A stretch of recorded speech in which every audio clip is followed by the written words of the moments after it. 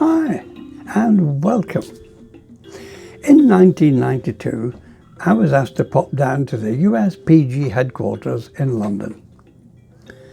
USPG, by the way, stands for the United Society for the Propagation of the Gospel.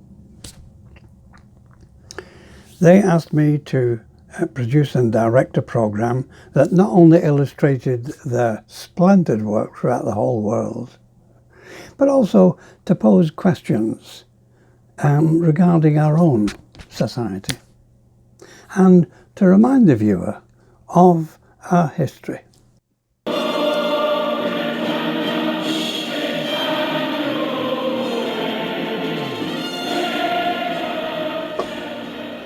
And suggest the viewer's actions for the future.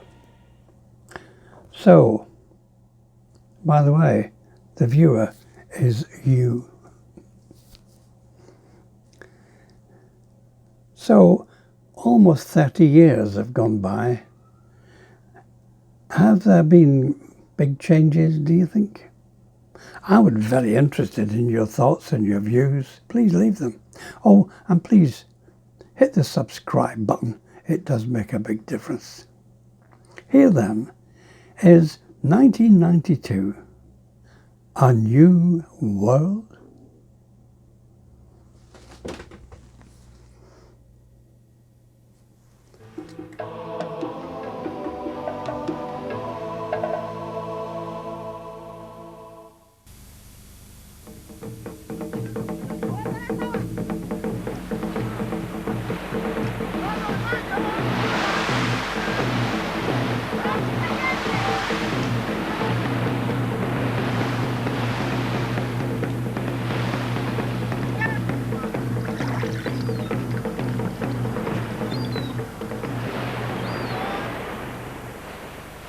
In 1492, Columbus sailed the ocean blue. We all remember the childhood rhyme and the way in which we were taught to admire the great achievements of Columbus and his fellow explorers as they set out into the unknown to discover a new route to the Far East. Sailing in 3 fragile craft, they risked life and limb in a quest for knowledge and for riches. They were not, of course, successful. They landed not in the Far East, but in what we now know as the Caribbean. After several other voyages, they moved into the mainland of Latin America. They discovered great riches. Later, the other European countries, including Britain, were expanding the boundaries of empire. So today, 500 years later, we celebrate these discoveries as a great achievement.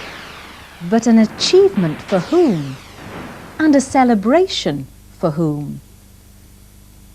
This conquest was with the blessing of the Church, although there were lone voices who spoke out against it. Bartolomé de las Casas, who arrived in the Caribbean only 10 years after Columbus's first voyage, said that such inhumanities and barbarisms were committed in my sight as no age can parallel. It was genocide on the grandest scale. In the 80 years that were to follow the arrival of Columbus, the indigenous population of Latin America fell from 100 million to less than 12 million. It was always described as the discovery of Latin America, though the Indians say that they discovered Columbus because he was lost, he thought he was in India. The real implication is the growth and development of a relationship which was one of intense exploitation. We feel the 500 years of the arrival of the Spanish mean a tragedy for the indigenous people. There were entire nations, indigenous nations, were exterminated. The 500th anniversary is an anniversary of an exploitative relationship that goes on, and therefore a call for us to repent, not just in nice words, but in practical and significant economic changes. Nor was Britain's part in this process cause for celebration. Much of her wealth was based on the misery of the slave trade. At least 10 million people were kidnapped in Africa and brought to Latin America and the Caribbean. Many millions more did not survive the journey. By the 19th century, Britain was the biggest investor in the area, controlling the mining and encouraging wars to gain their own ends. The story in Africa was little different. Cultures were destroyed, ethnic groups broken up, the countries were flooded with cheap industrial goods, whilst the promotion of cash crops like peanuts, cocoa and bananas discouraged local food production. Africa was ensnared in the web of exploitation which still confines it. The image that most people have is that we give money to the third world, and that's what makes us a Christian nation. The reality is the other way around, that money flows from Latin America to the banks of the north and then into our pension funds and into our pockets. The third world countries have no chance whatsoever of economic recovery unless there is a cancellation of their debts. And in that sense, it's very similar to the early 1492 period when we saw the massive removal of wealth from Latin America into the coffers of Spain. Today, the removal of wealth is by a much more sophisticated process of debt repayments and paying back of the capital that was loaned, very often to totally corrupt governments.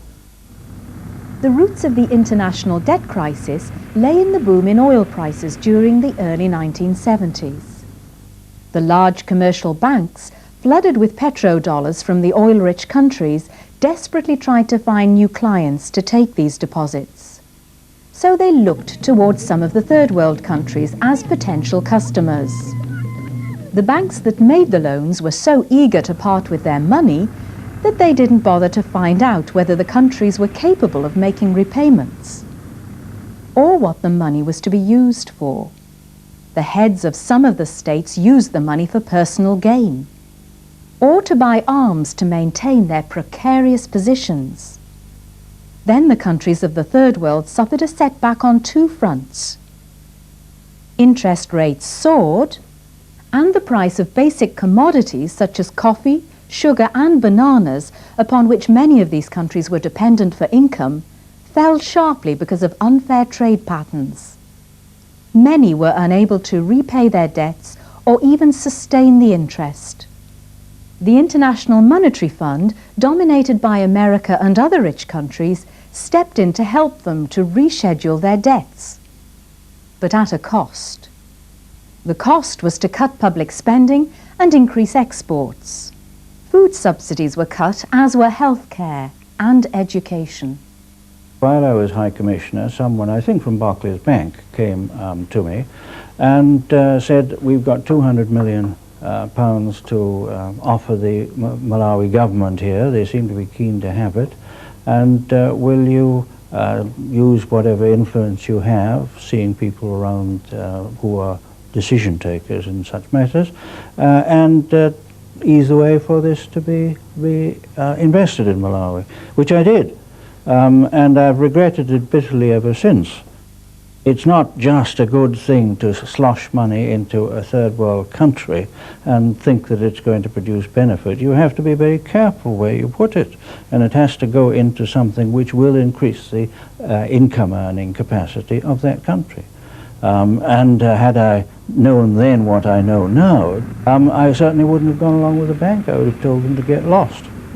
The debt crisis and the world trading system are intimately linked because many countries that are suffering tremendous debt problems suffer them because they are unable to export their commodities at a reasonable price and thereby earn enough money to pay their debts.